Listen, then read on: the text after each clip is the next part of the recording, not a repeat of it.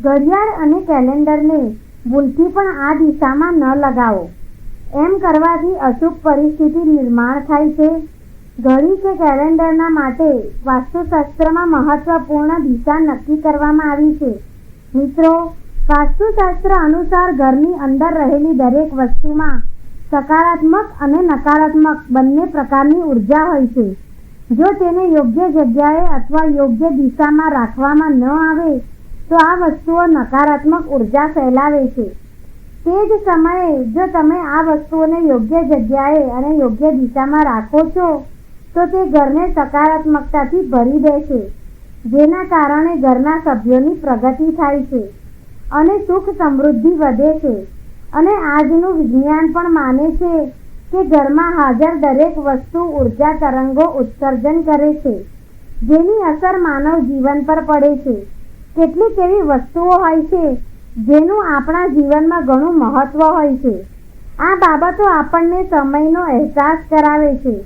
આ વસ્તુઓની મદદથી આપણે શુભ અને અશુભ સમય જાણી શકીએ છીએ. તે આપણા સારા અને ખરાબ સમયનો પણ ખ્યાલ રાખે છે. તે વસ્તુઓ છે ઘડિયાળ અને કેલેન્ડર. હા મિત્રો, ઘડિયાળ અને કેલેન્ડર આપણા બધા ઘરોમાં વપરાય છે. ઘડિયાળ આપણને પસાર થતા અને આવનાર સમય વિશે માહિતી આપતા રહે છે. આપણા જીવનમાં સમયનું ખૂબ મહત્વ છે. સમય જ આપણા જીવનનું ચક્ર સંચાલન કરે છે. દરેકનો સમય સરખો નથી હોતો. દરેકના જીવનમાં સારા અને ખરાબ સમય આવતા જ રહે છે. સમયનું ચક્ર ફરતું રહે છે. આ સમય કોઈના માટે ઊભો નથી રહેતો, પરંતુ આપણે શાસ્ત્રો અનુસાર આપણો સમય મજબૂત બનાવી શકીએ છીએ. વાસ્તુશાસ્ત્રના નિયમોનું પાલન કરીને આપણે આપણું જીવન વધુ સારું બનાવી શકીએ છીએ.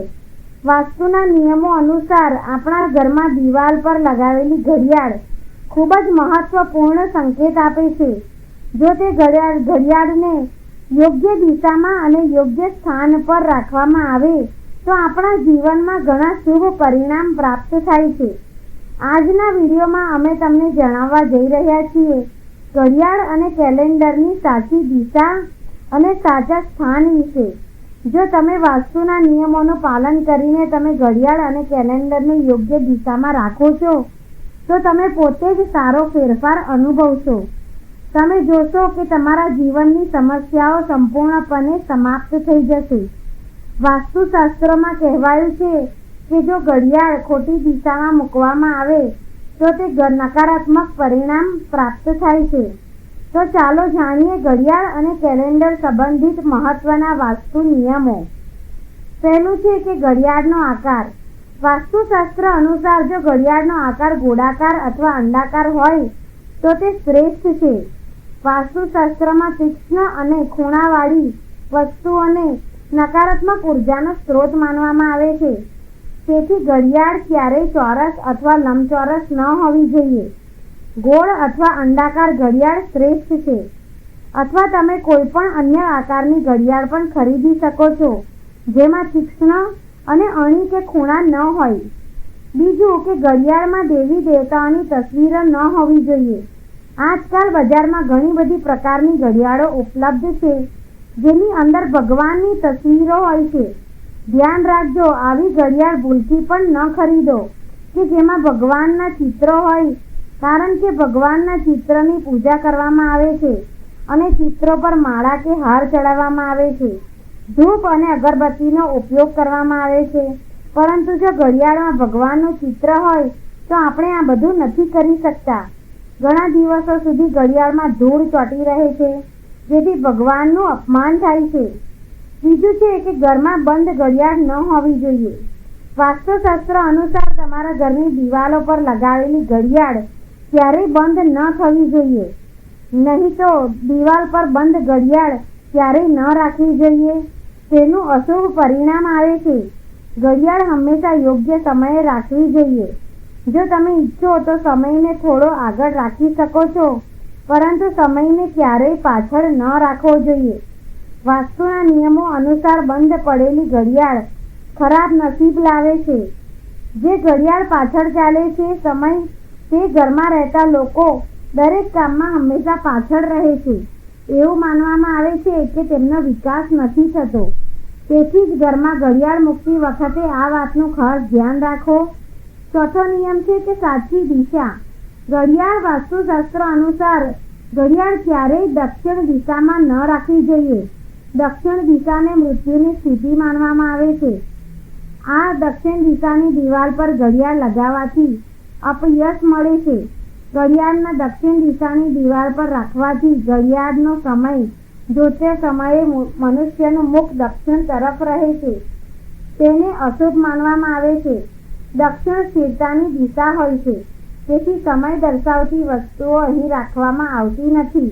આનાથી પરિવારના સભ્યોની પ્રગતિમાં અવરોધો પણ થાય છે અને પરિવારના વડાના સ્વાસ્થ્ય પર પણ નકારાત્મક અસર પડે છે. ઘડિયાળ હંમેશા પૂર્વ અથવા ઉત્તર તરફની દિવાલ પર રાખવી જોઈએ. એ પણ ધ્યાનમાં રાખો કે ઘડિયાળને મુખ્ય દરવાજાની ઉપર કે પાછળ ક્યારેય ન મૂકવી જોઈએ. તેનાથી તમારી દિનચર્યા પર સમયની અશુભ અસર પડશે. અને પાંચમો નિયમ છે કે ઘડિયાળ સમય બતાવે છે અને કેલેન્ડર આપણને શુભ અને અશુભ તારીખો વિશે જણાવે છે. એટલા માટે કેલેન્ડર લગાવવા માટે માત્ર શુભ દિશા પસંદ કરવી જોઈએ. વાસ્તુશાસ્ત્રોમાં કેલેન્ડર માટે માત્ર પૂર્વ કે ઉત્તર દિશા જ શ્રેષ્ઠ માનવામાં આવી છે. કેલેન્ડરને પૂર્વ દિશામાં રાખવાથી મનુષ્યની પ્રગતિમાં વધારો થાય છે. આ દિશામાં ઉગતા સૂર્યના ચિત્રો સાથેનું કેલેન્ડર મૂકો જે લાલ અથવા ગુલાબી રંગનું હોય. આનાથી ખૂબ જ શુભ ફળ પ્રાપ્ત થશે. ઉત્તર દિશામાં નદી, સમુદ્ર, ધોધ વગેરેના ચિત્ર સાથેનું કેલેન્ડર લગાવવું જોઈએ જેમાં લીલા અને સફેદ રંગનો વધુ ઉપયોગ કરેલો હોય. પરંતુ ધ્યાન રાખો કે કેલેન્ડરમાં હિંસક પ્રાણીઓ અથવા ઉદાસ ચહેરાના ચિત્રો ન હોવા જોઈએ, કારણ કે આવા ચિત્રો ઘરમાં નકારાત્મક ઉર્જા ફેલાવે છે. જૂના કેલેન્ડરની ઉપર ક્યારેય નવું કેલેન્ડર ન લગાવો. આમ કરવાથી ઘરમાં નકારાત્મકતા ફેલાય છે. તો મિત્રો, આ રીતે વાસ્તુશાસ્ત્રમાં ઘડિયાળ અને કેલેન્ડર સંબંધિત મહત્વપૂર્ણ માહિતી આપવામાં આવી છે. માહિતી ગમે તો વિડીયોને લાઈક કરજો. કમેન્ટ બોક્સમાં જય શ્રી કૃષ્ણ અવશ્ય લખો અને ચેનલને પહેલી વાર જોઈ રહ્યા હોય તો સબસ્ક્રાઈબ જરૂર કરજો.